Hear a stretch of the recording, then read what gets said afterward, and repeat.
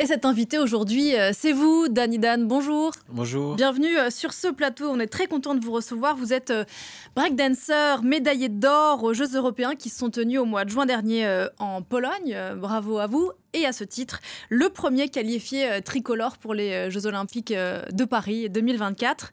Car le breaking va faire pour son entrée pour la première fois dans l'histoire des JO l'année prochaine, avec le surf notamment.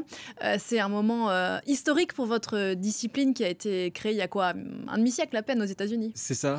Ben, c'est historique. Le breaking fait son entrée. Et du coup, moi, je suis le premier tricolore qualifié. Donc, c'est historique. Et là, il y a l'excitation qui monte de plus en plus pour ces Jeux. C'est doublement historique. Alors, on dit plus breakdance, on dit breaking, c'est ça? On peut dire breakdance, mais breaking, c'est plus courant. Ça vient d'où ce nom?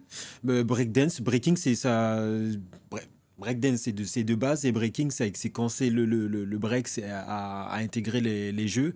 Et du coup, ils ont renommé pour que ça soit plus simple et plus facile aux personnes lambda à mémoriser. Mais pourquoi break?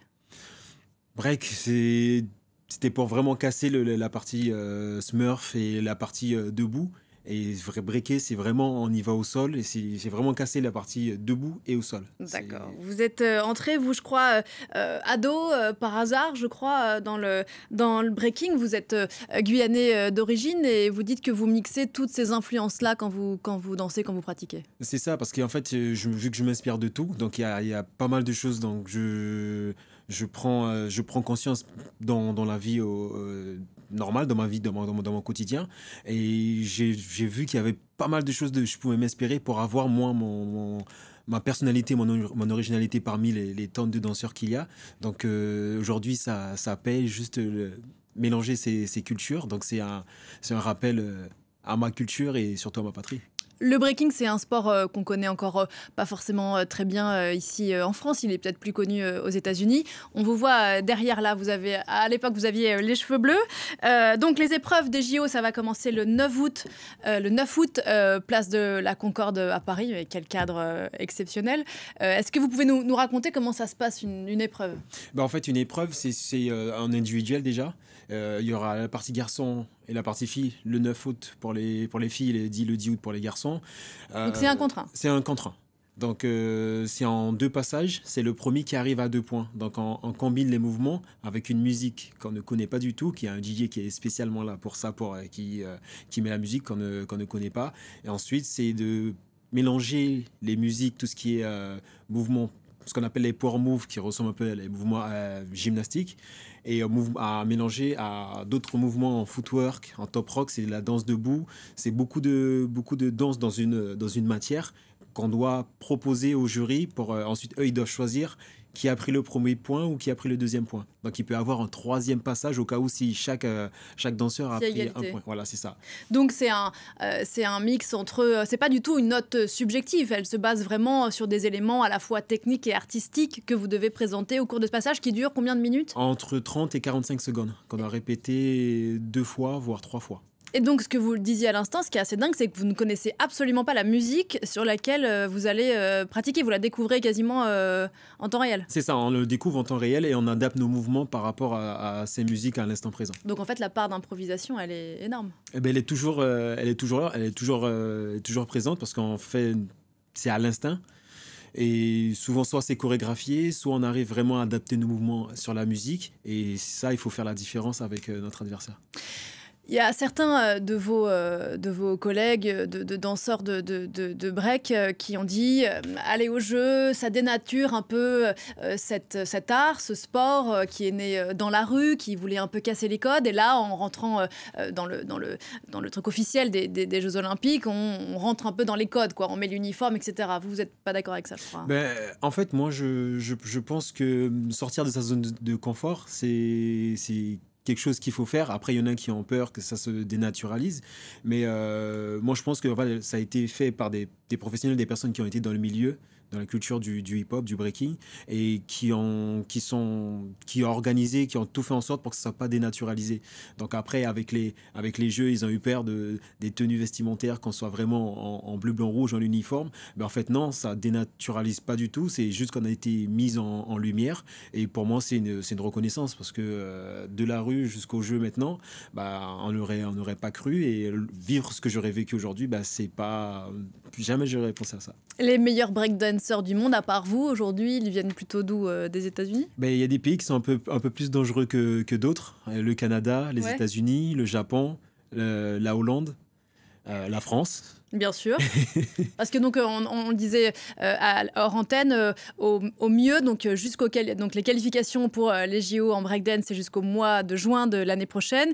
Et au mieux, la France peut qualifier 2 garçons et 2 filles, c'est ça? C'est ça. On peut avoir du moins 4 danseurs au quota, 2 garçons, 2 filles. Donc moi, je les attends. Parce que être tout seul... On peut peut-être citer les noms de ceux qui pourraient peut-être être qualifiés.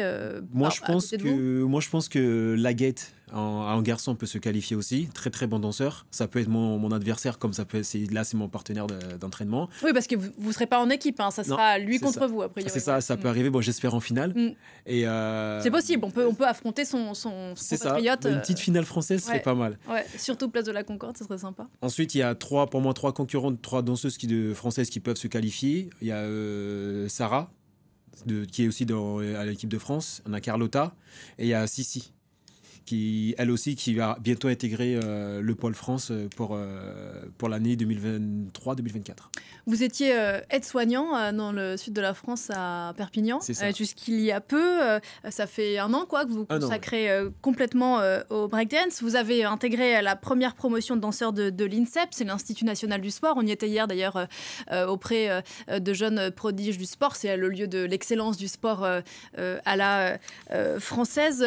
On est à moins d'1 an des Jeux, on imagine qu'à l'INSEP, l'ambiance est assez dingue là, c'est en ébullition. En fait, oui, parce qu'il y a un chrono. Il y a le chrono que vous voyez tous les matins, avec la date qui nous rappelle que voilà, c'est dans 319 jours, 317, je me souviens même plus, tellement je le vois tous les jours. Mais en fait, tous les sportifs, tous les athlètes, on les voit en fait se concentrer, se programmer pour les Jeux. Chaque personne, elle essaie de valider nos tickets. Et en fait, tous les jours, on nous rappelle, on se rappelle à nous, par rapport à nos entraînements, qu'on se voit à la salle, voilà, qu'il y a les Jeux et qu'il faut être prêt là, en fait. Donc, on se programme, et moi, c'est une motivation de voir les autres se programmer aussi. Et moi, je me dis, j'ai mon ticket, maintenant, il me faut aller chercher l'or. Donc, je continue à aller à la salle, m'entraîner. Oui, parce que contrairement à ce que certains pourraient penser, c'est une discipline de très haut niveau. Vous vous entraînez, je crois, 5 à 6 heures par jour. C'est ça, je m'entraîne à peu près 5 à 6 heures par jour. Et ça, c'est un bonheur que m'offre l'équipe de France. C'est ne plus pouvoir travailler et me concentrer que sur la partie sport, danse. Et l'objectif, c'est médaille. C'est me dégager de tout ce qu'il faut en termes de travail, de maison, de tout ça, pour être à 100% danseur et athlète. Bon, vous savez ce qu'on vous souhaite. L'or. Bien sûr, et puis d'ici là, de bien travailler et de bien vous entraîner. Et si possible, on le disait, d'être rejoint par 3 autres Français dans la Team France pour ces premières épreuves de breaking, donc, qui vont commencer, on le disait, à partir du 9 août de l'année prochaine, place de la Concorde à Paris. D'abord les filles, puis les garçons. Merci infiniment. Merci beaucoup d'être venu nous parler de votre sport. Danny Dan, le breaking, donc, qui fait son entrée pour la première fois au jeu, aux côtés notamment du surf. Là aussi, ce sera une très belle épreuve à regarder du côté de la Polynésie française. On en reparlera, c'est sûr, d'ici là. Merci encore, très bonne journée à vous, bon entraînement. Nous, on se retrouve juste après la pause pour la suite de Paris Direct. À tout de suite.